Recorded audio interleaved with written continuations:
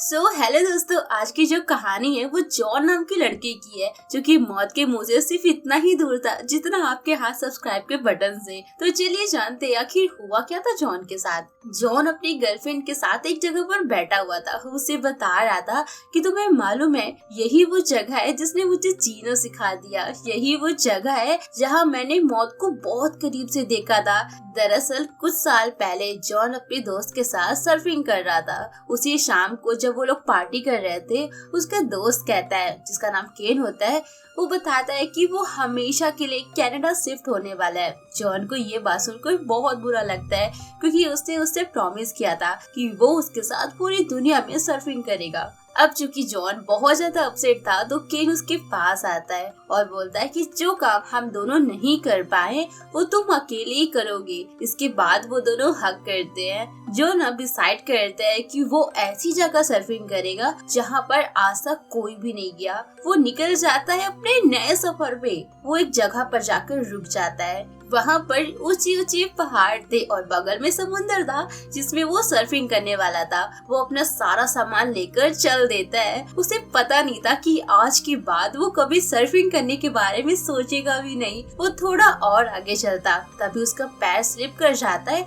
और वो नीचे गिरने लगता है। तभी वो एक पत्थर को पकड़ लेता है, लेकिन कुछ देर बाद वो पत्थर भी टूट जाता है और वो चट्टान के एकदम से किनारे आ जाता है। अगर वो नीचे कूदता है तो बड़ी बड़ी चट्टान से टकराकर उसकी मौत हो जाएगी। तभी उसके दोस्त का कॉल आ जाता है, लेकिन उसकी किस्मत खराब थी क्योंकि उसने फोन को पॉकेट में रखने की बजाय अपने बैग में रखा हुआ था। थोड़ी देर बाद फोन कट जाता है। जॉन अब इस उम्मीद से वहाँ पर लटका हुआ था कि शायद कोई वहाँ पर आ जाए और उसकी मदद कर दे, लेकिन ऐसा कुछ नहीं होता। वो एक ऐसी जगह था जहाँ पर बरसों से कोई भी नहीं गया है। वो पहला इंसान था जो वहाँ पर गया हुआ था। अब उसके पास सिर्फ दो ही ऑप्शन बचे हुए थे, या तो वो वहाँ पर लटक कर किसी का वेट करे और दूसरा कि वो पानी में जाए। अब वो डिसाइड करता है पानी में जाने का, लेकिन तब जब पानी की लहरें पत्थरों से टकराएंगी। अब वो काउंट करना शुरू करता है। जब पानी की लहर पत्थर से टकराती हैं, अब वो अपना हाथ छोड़ देता है और सीधा पानी में गिर जाता है। लेकिन यहाँ पर उसका पैर पत्थर से टकरा जाता है, जिससे उसकी पैर की हड्डी टूट जाती है और उसके हाथ में भी कट लगता है।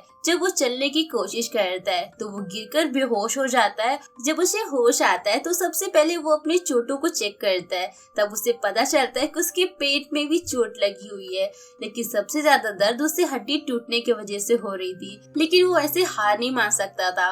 वो सीधा अपना फोन निकालता है, लेकिन पानी में गिरने की वजह से उसका फोन खराब हो चुका था। इसलिए वो जोर जोर से चिल्लाना शुरू करता है कि शायद कोई इसकी आवाज सुन ले, लेकिन वहाँ पर कोई भी नहीं था।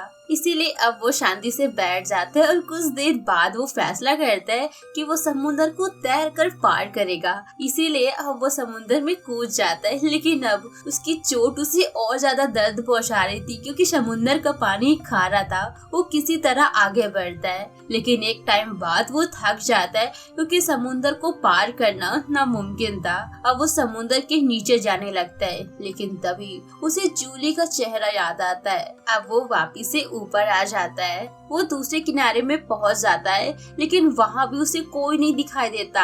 अब वो वापिस से पानी में नहीं जाना चाहता। वो थक हार कर एक जगह पर लेट जाता है। यहाँ पर वो रेत में सबसे बड़ा SOS का साइन बनाता है। तभी उसे लहरों के साथ एक सर्फिंग बोर्ड जो कि टूटा हुआ था वो दिखाई देता है। वो उसे लेने के लिए घसीटता हुआ समुद्र के किनारे तक पहुँच जाता है। जब वो सर्फिंग कार्ड को लेने वाला होता ही है, तभी जोरदार लहर आती है और वो फिर से एक पत्थर से टकरा जाता है, जिससे वो बेहोश हो जाता है। जब उसे होश आता है तो वो खुद को एक लहरों के साथ पाता है। वो लहरें थमने का नाम ही नहीं ले रही थी। फिर वो अपने बैग को एक पत्थर पे फंसा लेता है, जिससे वो वहीं पर टिका रहता है। उसी दौरान उसे एक हेलीकॉप्टर दिखाई देता है, लेकिन उसकी किस्मत खराब थी क्योंकि वो लोग उसके बने हुए साइन को नहीं देख पाते और वहाँ से चले जाते। थोड़ी देर बाद वो देखता है कि एक बर्ड उसके चोट से मांस निकाल कर खा रही है, जिससे उसे काफी दर्द होता है। अब वो रेंगते हुए एक किनारे तक पहुंच जाता है, लेकिन अब उसमें रेंगने की भी हिम्मत नहीं थी क्योंकि उसने कुछ भी नहीं खाया था और ना ही कुछ पिया था। ऐसी ही रात हो जाती है और ठंड तो बहुत हो रही थी, तो वो फॉइल पेपर को अपनी बॉडी में लपेट लेता है। उससे टॉयलेट भी आती है, लेकिन वो उसे वेस्ट नहीं करता बल्कि उसे फॉइल पेपर भी करता है और उसे पी जाता है। उसके पास कोई और ऑप्शन तो था ही नहीं। उसी समय बादल गरजने लगता है। उसकी आवाज सुनकर उसे खुशी होती है क्योंकि चलो उसे पीने के लिए पानी तो मिलेगा। जब वो सुबह उठता है उसे वहाँ पर वही बर्ड दिखाई देती है। वो उसे भगा देता है। उसी समय उसे फोन रिंग की आवाज आती है।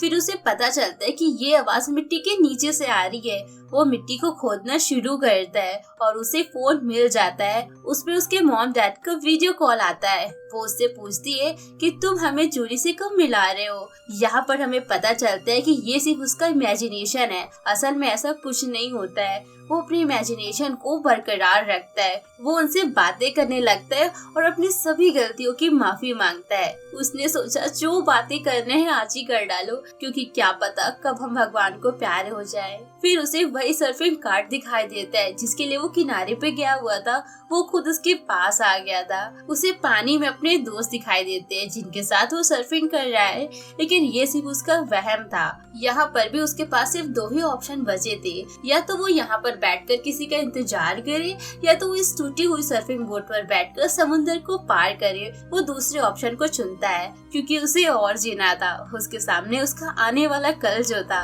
वो हिम्मत करके समुद्र में कूद ही जाता है, लेकिन वो अकेले इतने बड़े समुद्र का सामना नहीं कर सकता। ऊपर से उसकी चोटें उसे और ज्यादा दर्द पहुंचा रही थी। आखिरकार वो हिम्मत हार ही जाता है और अपनी सर्फिंग बोट को छोड़ देता है। वो पानी की गहराइयों में डूबने लगता है। उसके सामने उसके सपने सब खत्म होते दिखाई दे रहे थे। उसकी गर्लफ्रेंड, उसका परिवार, उसकी दोस्त, उसके सपने सब कुछ खत्म हो रहा था। लेकिन उसकी किस्मत को तो कुछ और ही मंजूर था। दरअसल वो हेलीकॉप्टर जो उसके ऊपर से गुजरा था ना, उसके बनाए हुए साइन को देख लेता है। कुछ देर बाद वहाँ पर स्कूबा ड्राइवर्स की टीम आती है जो कि उसके सर्फिंग बोट को देख लेती है और जॉन को बचा लेती है। जॉन ने अपनी पूरी जिंदगी जिस सर्फिंग को दिया था उसी ने आखिरकार उसकी जिंदगी बचा ली। उससे तुरंत ही हॉस्पिटल ले जाया गया और उसका ट्रीटमेंट होना शुरू हो गया। वहाँ पर वो एक आदमी से बात कर रहा था और बोलता है, मैं तो कई सालों से अपने मॉम डैड से मिला भी नहीं हूँ। इस घटना ने मुझे सबकी वैल्यू सिखा दिया। तभी वहाँ पर जूली आ जाती है। वो उसे शादी के लिए हाँ कर देती है, जिससे जॉन बहुत ज्यादा खुश हो जाता है। फिर हम जॉन को उसी पहाड़ पे खड़े हुए देखते हैं, लेकिन उसके बगल में एक और आदमी खड़ा हुआ था जिसका नाम अल्वारो वस्काइनो था। दरअसल ये पूरी कहानी इसी आदमी पर बनी हुई है। ये इसकी रियल लाइफ घटना है। अल्वारो ने यहाँ पर इतने दिन बिताए हैं जहाँ पर कोई जाना भी नहीं चाहता है। उम्मीद करते हैं दोस्तों आपको ये वीडियो बहुत ही ज्यादा पसंद आया होगा। तो मिलते हैं अगली वीडियो के साथ। Thanks for watching.